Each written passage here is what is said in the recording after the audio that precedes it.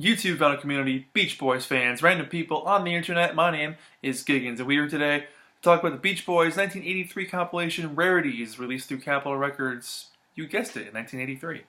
This is a fantastic record, something I've been looking for a long time.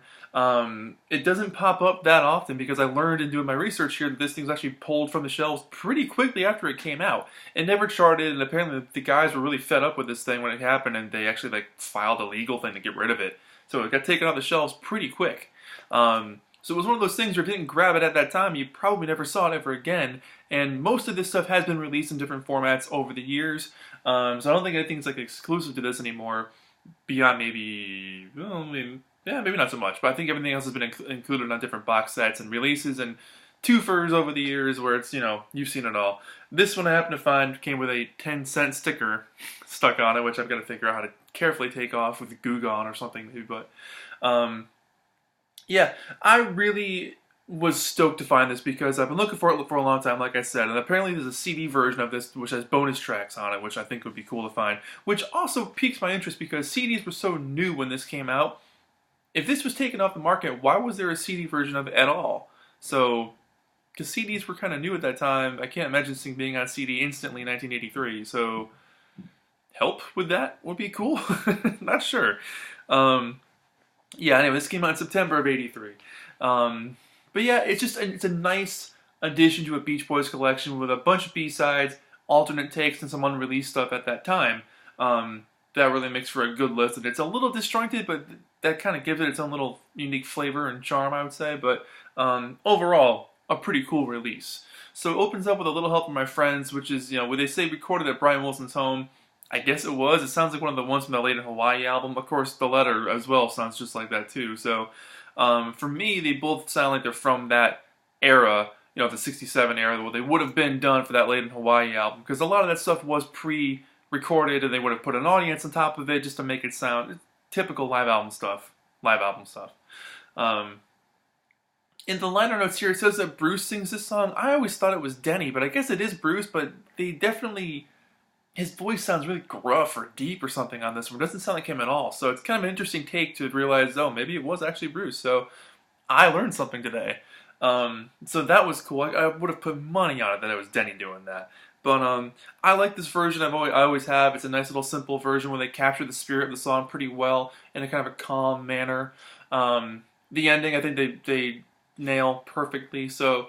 cool opening to the album. Definitely not the way I would have opened the album myself. I would have rearranged this thing totally, but it kind of opens with a soft open, which it works, but I would have done something like, if I'm using anything on her, I would have even done I Was Made to Love Her, or Bluebirds Over the Mountain, I think would have been a cool opener, or just even Land Ahoy. Just do them all in order, I think would have been neat. But, anyway, it opens with that. The letter that's originally by the Box Tops. This version is really cool. I like their vocal blend on this one. They take the song and really just deconstruct it. It's very much of that era, that Smiley Smile, Wild Honey time, where they take the song, break it down to its basic elements of just very sparse instrumentation, and let their vocals do the work on top, which I think is really cool. And lends itself to the atmosphere of the song. It takes the song and just kind of transforms it into a slightly different thing where it's maybe a little bit more intense because of its simplicity at that point. So I like that version a lot. I Was Made to Love Her. This is the longer version with the tagline at the end that we got on the recent Sunshine Tomorrow CD a couple of years ago as I'm filming this in 2019. So it's cool to have this on here as well with that, Carl comes back and they start doing the doo-doo kind of stuff in the background. I love that. And then it jumps back into the music again. Great song. I'm not going to talk about the whole thing because I've done it before on the Wild Honey review, which you can go watch. But yeah, very, very cool to have that tagline version on here.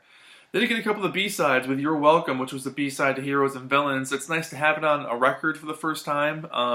It's a very interesting track. I love how it just kind of, flies in out of nowhere, kind of lands from a cloud and just, raises up in volume as it goes along, becomes a slightly gentle thunderstorm of a song. It's just this a little breath of air that comes out of nowhere and just kind of disappears just as soon as it comes in. Very interesting track. And easily one of the most obscure of that era. Finding that track is a little more difficult. It's out there, but you're not going to meet a lot of people that go, oh yeah, I remember the B-side of Heroes and Villains. That's not going to happen. So, cool to have it on here. The Lord's Prayer was the B-side of Little Saint Nick when that came out. Just an amazing version. To hear them take that and just do a Beach Boys version of it, without following that For Freshmen-ish thing that they did with, like, Their Hearts Were Full of Spring, where they did that for, A Young Man Is Gone. They did that a couple of times with that sort of structure. With this, it's very much Brian doing his own thing. It's, of course, influenced by the Four Freshmen, but Brian's doing his own thing with this. And it's fascinating to hear, how they incorporate everything together and all the different layers and the parts. Really an interesting version of this track. Or, putting music to this, rather. It's pretty fascinating.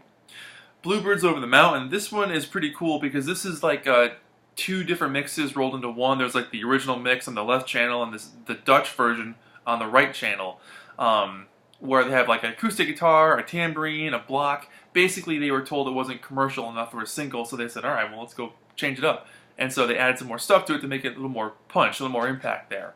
And apparently that didn't come out anywhere else besides, I guess, in a couple of countries overseas, in Europe and the surrounding areas, and it didn't happen over here, so they thought, well, this might be cool to include, so they kind of smashed them all together and made like one unique version for this album, so maybe that's a unique thing to have on here. And then you get Celebrate the News, which is the B-side of Breakaway, which was the last B-side Capitol Records ever saw from the Beach Boys at that time in the 60s. So that's cool to have on here. That's definitely interesting. Side 2 opens up with a very interesting version of Good Vibrations, which is just, rehearsal. Well, it's not rehearsal stuff, but it's just alternate takes kind of, again, smashed together to see what a version of this song could sound like, because there was a lot of versions of this song. But I love it. It's so weird to hear it go in different places, to hear the guys jumping around, having a good time, going crazy vocally with it. It's amazing to hear a song that you've heard a million times and then hear it slightly different. Completely captures your imagination. It's very interesting to appreciate it in a new way. Then you get Land Ahoy, you go right back to the Surf and Safari stuff. Right back to day one here, Beach Boys. I like this song. It's just a simple little, it literally sounds like you're on a little tiny boat floating in the middle of nowhere. Land Ahoy, Land Ahoy. It's I don't know what that was, but yeah, I like it. It's cool to hear it. And it's also interesting because it's one of the few mic vocals on this thing so far. It gets a solo. I mean, Little Help from My Friends. Apparently Bruce. The Letter. Carl. Always Made to Love Her. Carl, you're welcome. The group, but you really hear Brian the most. Lord's Prayer, the group. Bluebirds. Okay, there's Mike. So he's not on here a ton, which is interesting, but lead vocally anyway. But yeah, Land Ahoy's great. I like hearing the early Beach Boys on here. In My Room, sung in German. I'm a bad Beach Boys fan. I never heard this before. I never had the 2 for CD of Shut Down and the other one. I forget what else. It must have been Surfer Girl, right? All Summer Long?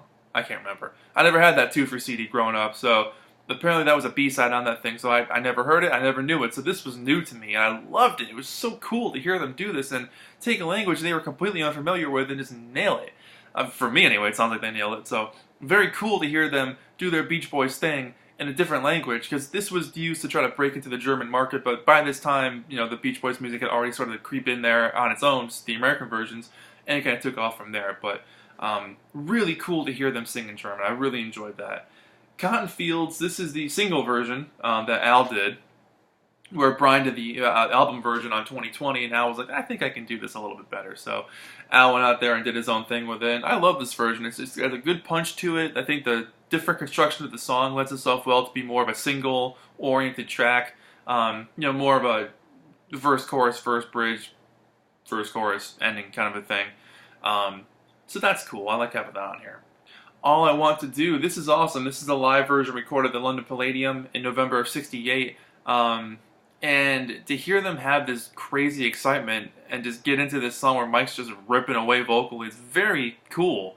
The band's really on fire. They're excited about this new track that's so energized and so non-Beach Boys. To hear them do something like this at the end of '68, for the first time, if you were in the audience hearing this for the first time, it must have been totally far out.